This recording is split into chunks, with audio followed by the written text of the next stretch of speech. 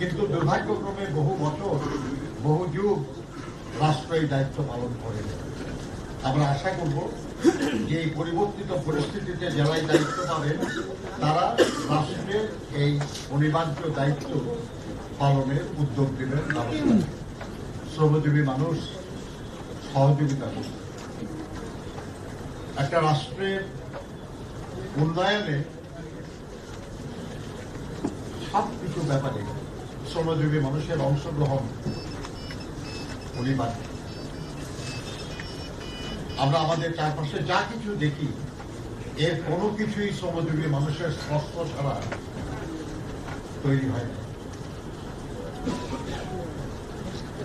কৃষি বলুন, শিল্প বলুন, সেবা বলুন, যে কোনো বিষয় শ্রমজীবী মানুষের অংশগ্রহণ অনিবার্য এবং তাদের সোৎসাহ অংশগ্রহণ উৎপাদনশীলতা বৃদ্ধি এবং উন্নয়নে গুরুত্বপূর্ণ ভূমিকা পালন